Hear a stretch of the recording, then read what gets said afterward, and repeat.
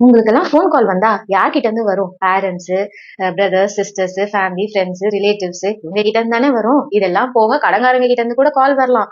ஆனா telecom regulatory authority of இந்தியால இருந்து உங்களுக்கு டைரக்டா கால் வந்திருக்கா? எனக்கு வந்துச்சு. கால நீங்களும் கேட்கணுமா? இதோ உங்களுக்காக. Hello, this is the notification from Telecom Regulatory Authority of India.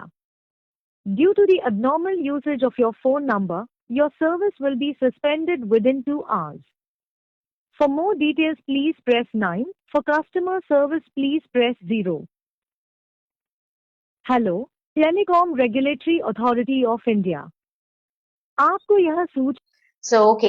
கேட்டீங்களா? இதுதான் வந்து அந்த வந்த கால வந்து நான் ரெக்கார்ட் பண்ணி வச்சிருந்தது. அதுதான் இப்போ உங்களுக்கு நான் ப்ளே பண்ணி காமிச்சேன். So now this is it. அந்த மாதிரி ஒரு கால்லாம் டெலிகாம் டிபார்ட்மெண்ட்ல இருந்துலாம் வராதுங்க. This is a clear scam.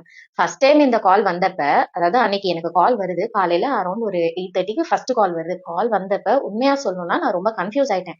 என்னடா அது, எதுக்கு இந்த மாதிரி ஒரு கால் வருது, நம்ம நம்பர் என்ன அப்நார்மல் யூசேஜ், ஏன்னா அவ்வளவு ஃபோன் கால் கூட நான் பேசவே மாட்டேன். ஒரு மிஞ்சி மிஞ்சி போனா 2-3 கால் எனக்கு வந்து வரதே வந்து பெரிய விஷயமா இருக்கும்.